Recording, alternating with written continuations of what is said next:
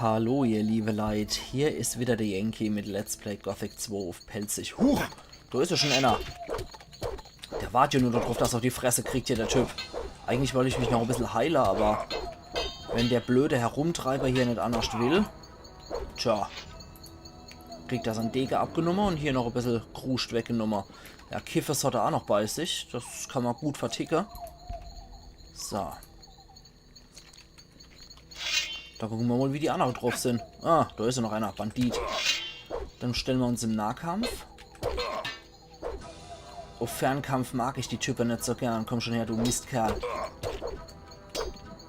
Oh, da kommen noch zwei. Die haben sich in der Felsen versteckt, wie es aussieht.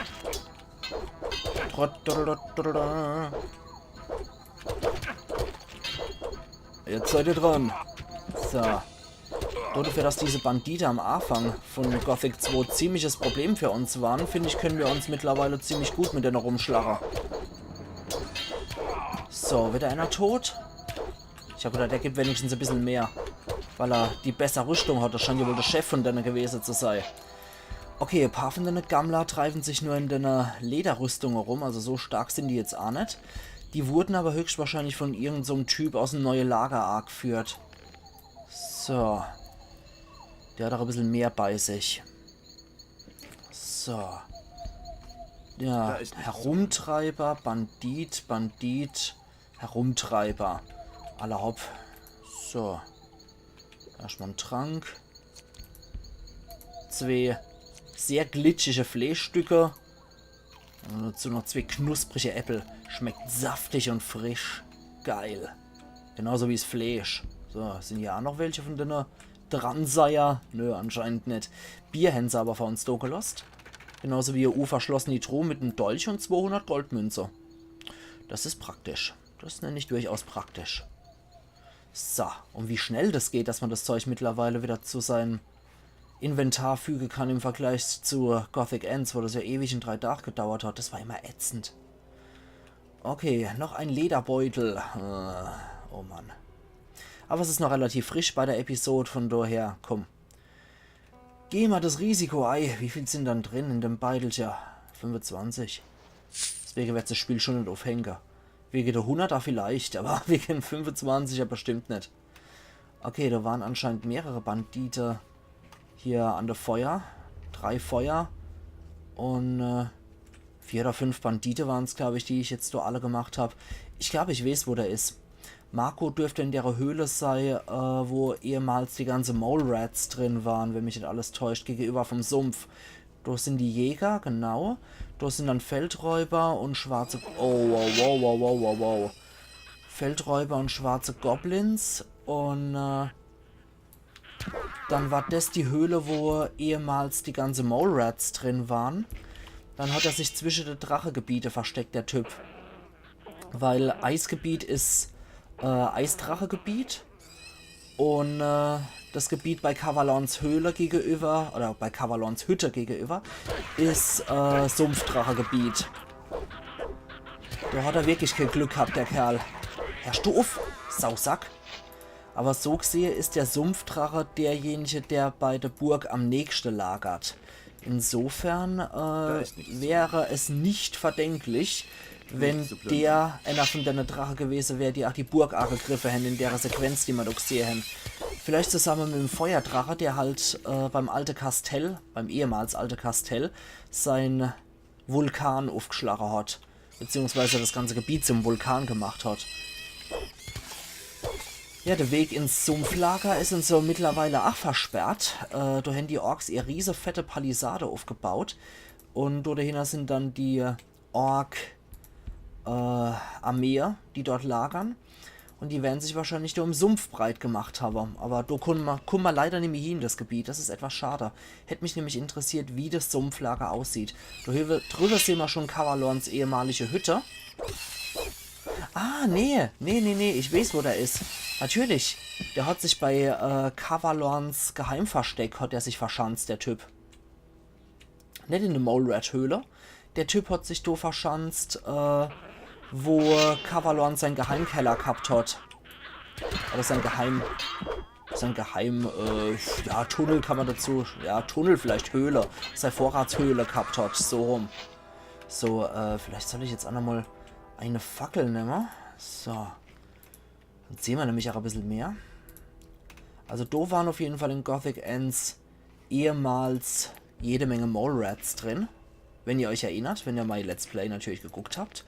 Und ich bin mir sicher, das habt ihr natürlich. Ihr guckt ja nicht einfach nur Gothic 2 bei mir. Nee, ihr habt natürlich hier den ganzen Weg geguckt. Und habt selbstverständlich auch Gothic Ends bei mir geguckt. Da bin ich mir absolut sicher. So, dann dürfte man die ganze Gnome hier auch nochmal geplündert haben. Da ist nichts zu holen. Jo. Gucken wir uns doch hier nochmal um. Ah, das sind ein paar Heiltränke sogar. Ein mittlerer, Snapperkraut, ein kleiner Mana-Trank. Feldknöterich. Da ist nichts. Und das Skelett ist, ach, leider ein Habenichts. Okay. Naja, mit schwarzen Goblins komme ich ja klar. So stark sind die jetzt auch, ne, die Biester. Ich glaube, in Gothic Ends sind so 120 Erfahrungspunkte gegeben und waren durchaus eine Stange stärker, aber auch nicht gerade so die große Herausforderung. Und da haben sie auch keine schwere Äste gehabt als Waffe. Da haben sie dann die Nagelkeule gehabt.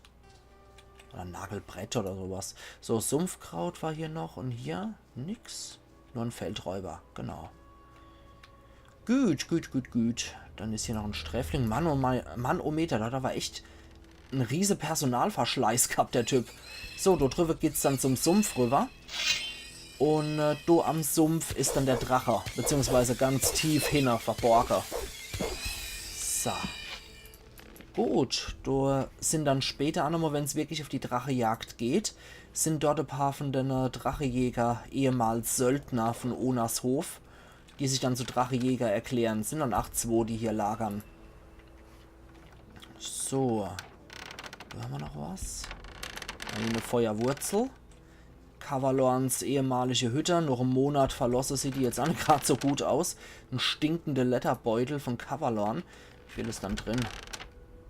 Wie viel hat er dann hinterlassen? Schade, dass da auch nochmal Kavalorns Lederbeutel drauf steht. Apfeltabak. Am Bund hängt ein Schild mit dem Namen Kavalorn. Ein Brocken Erz befindet sich darin. Das ist natürlich geil. So, dann speichern wir noch gerade wieder hier drüber. Und machen das Ding da mal auf, oder? Ein Brocken Erz kann ich jetzt leider nicht widerstehen. Erzbrocken gefunden. Neuer Tagebucheintrag. Kavalons alte Hütte. Bei Kavalons Hütte im Minental habe ich einen Beutel mit einem Erzbrocken gefunden. Kavalon, der alte Gauner, hat ihn hier bestimmt vergessen. Okay. Dann müsste ich dann mal mit dem alten Gauner nochmal sprechen, wenn ich ihn wieder finde. Aber der dürfte bei Xardas Turm immer noch sein. Links, rechts, rechts. Wir haben Bolze, Pfeiler, Dietrich und 9 Goldstücke. So. Da hat er gepennt. Da war die Vorratshöhle. Da steht ein Ritter rum. Das wird wohl unser guter Markos sei. Mit dem quatschen wir doch gleich mal. So, Kerl, wie sieht's aus? Halt! Im Namen Inos. Ich bin Markos, Paladin des Königs. Sag, was du willst und sprich wahr. Bleib ruhig. Ich stehe im Dienst von Lord Hagen. Du gehörst zur Truppe. Welcher Befehl verschlägt dich hierher? Ja, das hier. Ich komme von Garond. Er muss wissen, wie viel Erz zum Transport bereitsteht. Sag Garond, dass ich die Schurfstelle verlassen musste, weil die Orkangriffe zu heftig wurden. Ich habe versucht, mit ein paar Leuten die Burg zu erreichen. Doch ich bin der einzige Überlebende. Tja. Das Erz habe ich sichergestellt. Es sind 4 Kisten. Wow. Geh zu Garond und berichte ihm das. Geil. Sag ihm, dass ich das Erz mit meinem Leben schützen werde. Okay. Doch weiß ich nicht, wie lange es dauern wird, bis mich die Orks hier aufspüren. Oder der Er Drache soll im mir Sumpf. Unterstützung schicken. Ich werde es ihm ausrichten. Also der Drache im Sumpf ist, glaube ich, etwas größere Bedrohung für dich derzeit. Aber ja, du hast anscheinend auch nochmal eine Rittergefährte bestattet. Die Sträflinge hatten es nicht so gut, die wurden nicht bestattet.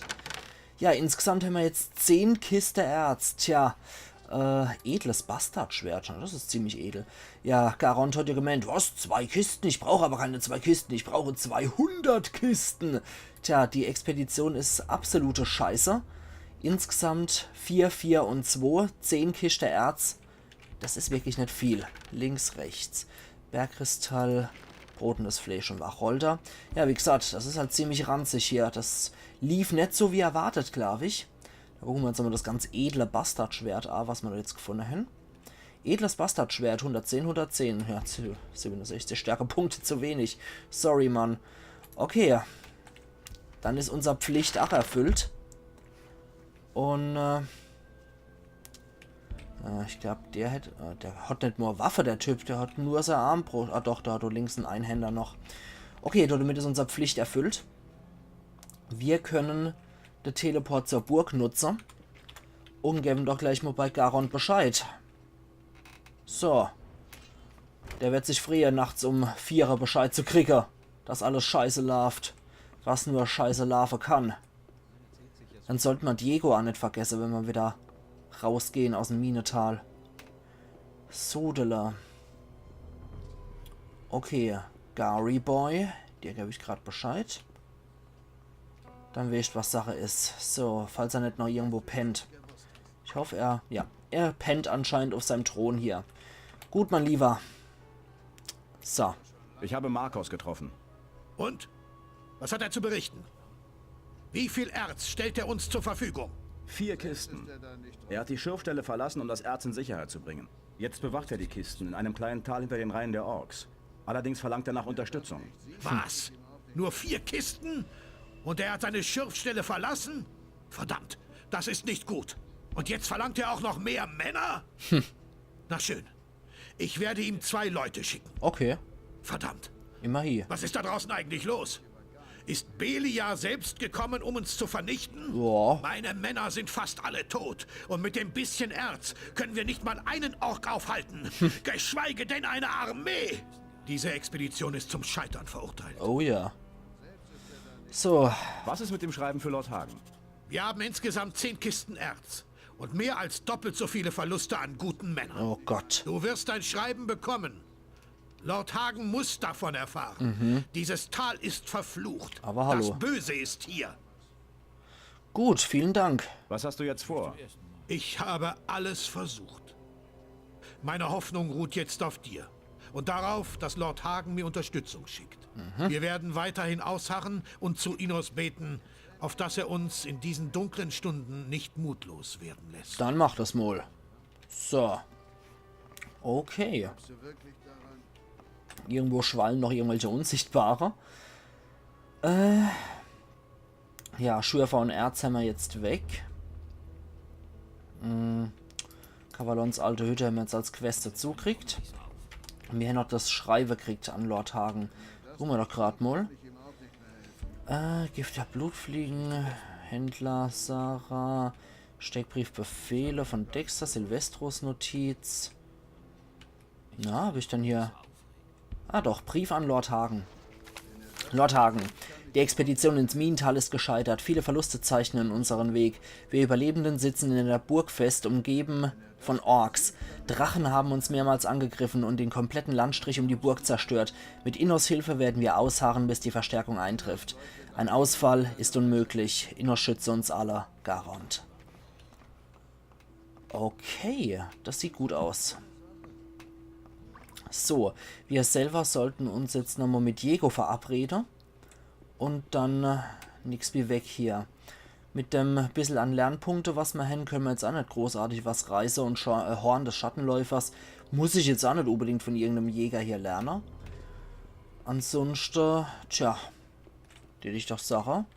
Wir machen uns jetzt wieder auf den Weg zum Diego. Und dann gehen wir zum Pass. So, falls der überhaupt noch da ist, falls der nicht da sein sollte, falls der schon von sich aus ab ist, Diego, nachdem hier seine Schürfstelle verrote Woche ist, teleportiere ich mich einfach zum Pass. So. Weil, wie gesagt, das kann halt sein, da ich Garon dir schon gesagt habe, also, ne, das sieht nicht so gut aus.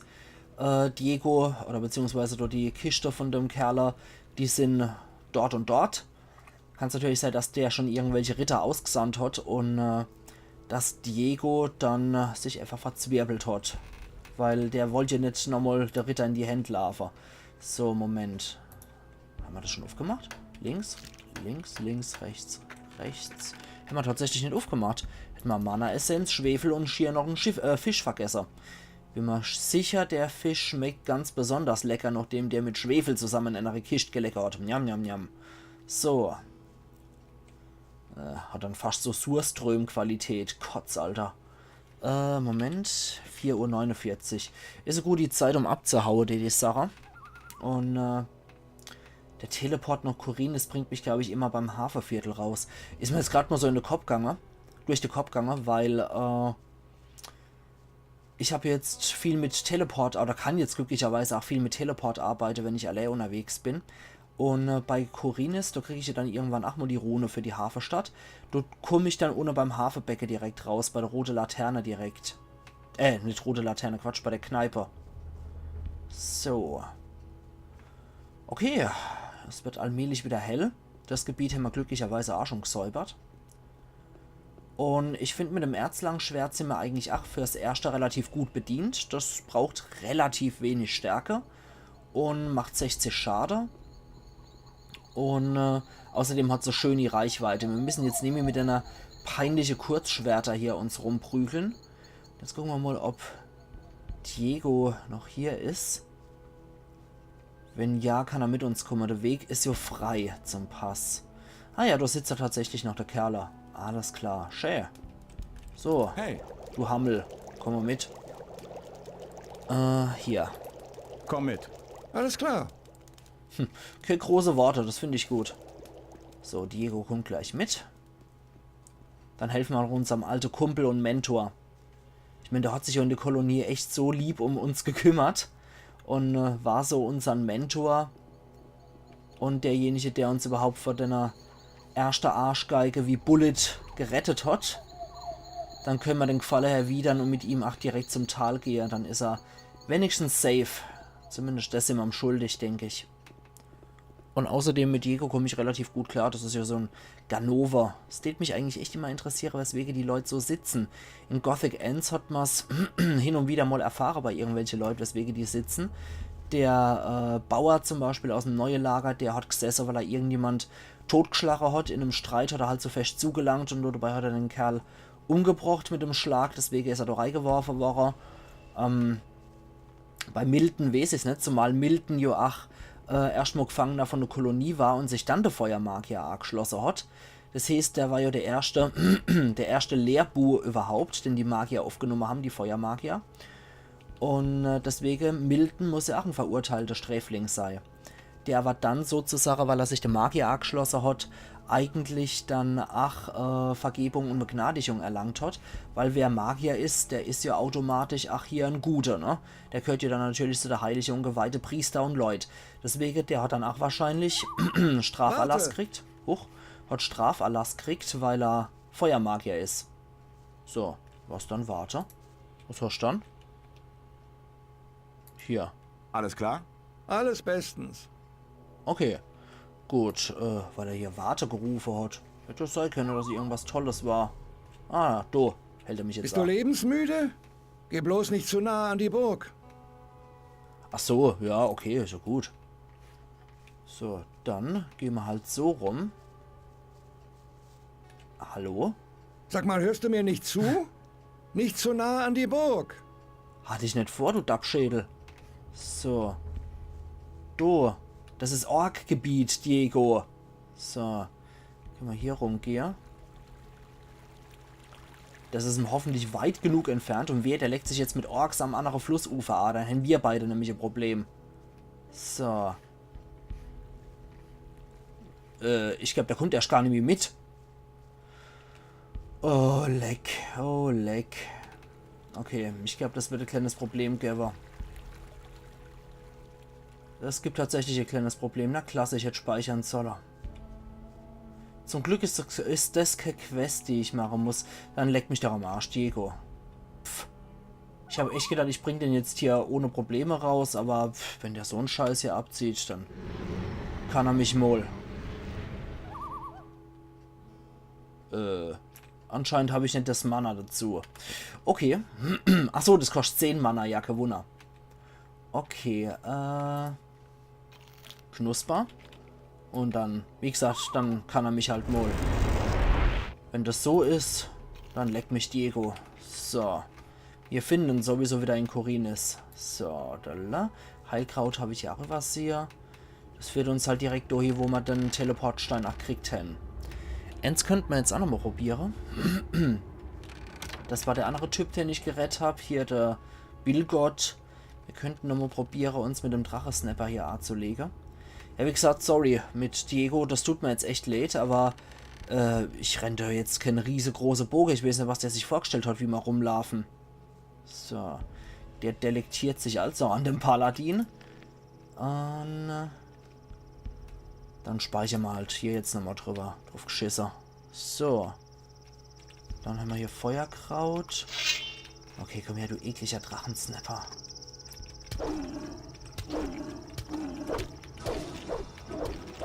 So. Na. Okay, das sieht aber schon relativ okay aus. Der macht natürlich mordsmäßig Schade, das ist klar. Aber es sieht an sich nicht schlecht aus. Wenn ich dem vielleicht noch irgendeinen fetten Zauber an die Schnauze werf, könnte sogar relativ gut laufen. Feuerpfeil, kleiner Feuersturm, 100 Magieschaden. Und dazu macht es noch Feuerschade hinterher. Ja, probieren wir es mal aus. Kleiner Feuersturm. Und? So. Dann komm her, du Saufi.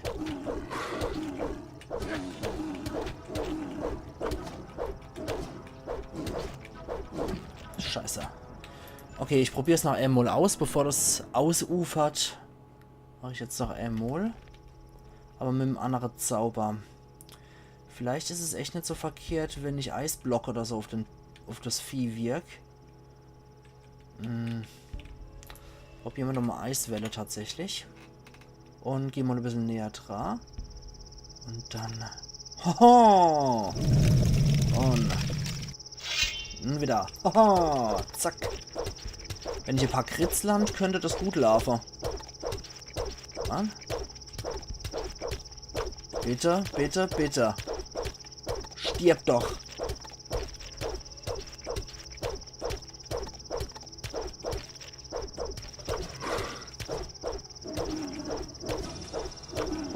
Sieht nicht gut aus. Nee. Okay. Das Biest kriegen wir nicht geknackt. Das sieht nicht gut aus.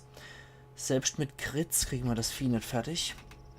Dann könnte ich höchstens nochmal eins ausprobieren. Verwandlung Drachensnapper. Gleich und gleich. Probieren wir es doch einfach mal aus. So. Saufi. Dich mache ich fertig. Ja, ist schwierig, so einen Angriff zu blocken, ha? So. Sehr schön. Ja, so komme ich wieder aus der Verwandlung raus. Sehr schön. Na, Allah, geht doch. 400 Erfahrungspunkte bringt das Biest. Wir haben wieder unsere Waffe ausgerüstet. Sehr schön. So. Aber jetzt haben wir noch so magisches Zeug an uns. Na, egal. Krallen- und Drachensnapperhorn gibt es noch für 100 pro Ding. Passt zum Minental. Okay, so kriegen wir auch das Zeug los. Das wird wahrscheinlich der Bruder sein, der im Pass gestorben ist. Heiliges Licht. Das ist natürlich geil. Das ist ein Paladin-Zauber. Das ersetzt dann den Magier-Zauber Licht und hat natürlich das gleiche an Ergebnis. So, Paladin-Schwert gibt es auch noch auf drauf. Ja, das war schon recht praktisch. Also Drachensnapper und Drachensnapper verträgt sich nicht so gut. Das ist schon mal gut zu wissen. Paladin-Schwert 60-60. Du ist uns das besser. Das braucht nur 40 Stärke und gibt dazu noch 10 Einhandkampf dazu. So. Da haben wir den Drachensnapper wenigstens auch noch erledigt. Also die Verwandlung in Drachensnapper erscheint relativ lukrativ und gut. So. Der gute Billgott ist anscheinend auch fort. Okay. Warum auch nicht? Der hat sich anscheinend auch aufgemacht. Dann machen wir uns doch auch auf den Weg, oder? Wieder zurück in die New World. Ah, wie schön. Ja, den Weg kennen wir noch aus der Wildnis, wo wir noch der Armbrust gesucht haben. Kapitel 3. Das Auge Innos. Sehr schön. Es geht ins Kloster, wie ihr sehen könnt. Zumindest hat man das an dem Ladebildschirm sehen können. Nicht am Ladebildschirm, Quatsch, am Kapitelbildschirm. Es geht ins Kloster. Außerdem sind hier in der Zwischenzeit auch noch ein paar Sachen passiert, die wir relativ früh jetzt am eigenen Leib erfahren werden. Also ein bisschen Quest können wir noch machen, ehe ich dann mich um die Sache kümmern werde, was wir im Add-on haben. Weil bevor es hier weitergeht, ich jetzt sage hier die Quest, bevor wir ins Minetal nochmal gehen, können wir machen. Aber ich würde mich eigentlich auch ganz gern um die Add-on-Sache noch kümmern aus der Add-on-Welt und dann noch unser Add-on-Gedöns machen, bevor wir zum zweiten Mal ins Minetal gehen. Das wäre nicht schlecht. So. Wie schon gesagt, wir kriegen relativ bald zu spüren, dass es auch hier Veränderungen geben hat. Und zwar steht da einer. Da ist jemand waiting for us. So. Da sollten wir definitiv speichern. So. Und ich weiß, wer du bist, deswegen. Schon mal Waffenzieher. Ganz wichtig, Kerl. Gib auf, solange du noch kannst. Es gibt kein Entkommen für dich. Niemals! So. Suchender.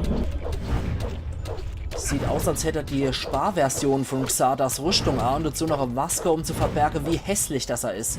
Alter, sag mal, wie viel hältst schon du aus, Kerl? Boah, Alter! Kerl! Pff.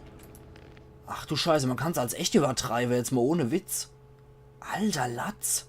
Wie viel hält denn der Scheißtyp aus? Das ist ja schon heftig. Okay, komm, noch einmal. Gib auf, ich habe die Stimme des Todes. Du bist Bla bla bla. So.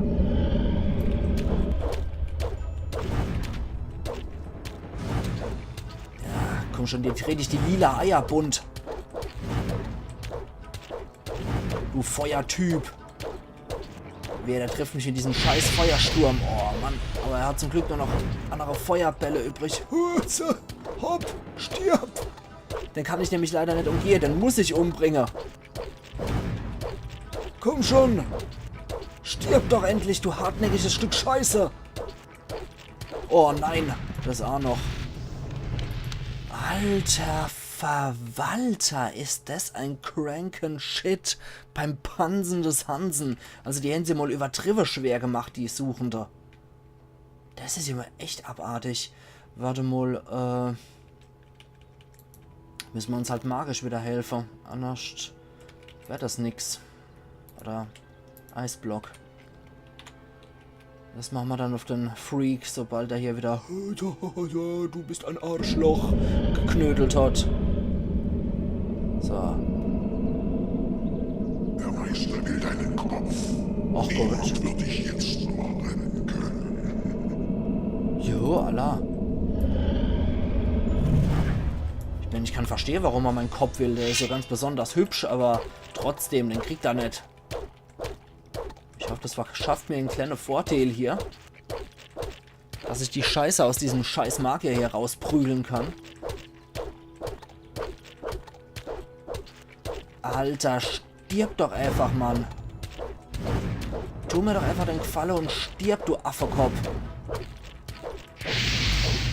Gut, wenigstens hat mich die kleine Feuersturm getroffen. Alter, Gewitter erleiht. Hopp. Alter. Das war echt mal brutal hier. Aber ich habe Minimalschade, glaube ich, genommen. Puh, das war jetzt happig. Das war echt verdammt happig. So, das können wir sogar verwenden hier, den Zauber.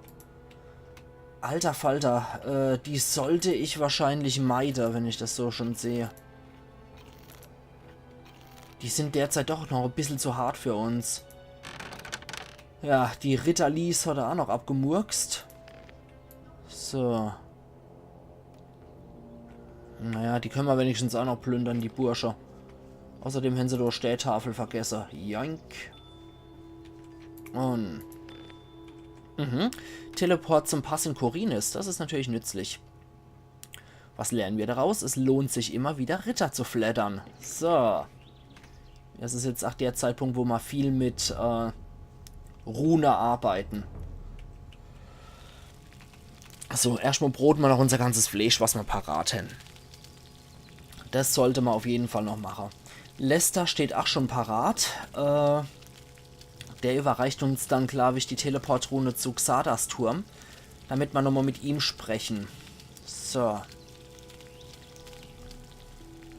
Okay, aber erstmal das Fleisch, erstmal wieder Brote. Wie gesagt, diese Salmonella rohe Fleischstücke will ich nicht unbedingt mit mir rumschleppen müssen. Ist doch besser, wenn man gebrotenes Fleisch dabei hat. So, sehr schön. Alles Gebrote, was wir haben. Und dann können wir auch mit Lester sprechen. Oh, da hinten latscht schon wieder so ein Suchen darum. Hey, endlich bist du wieder da.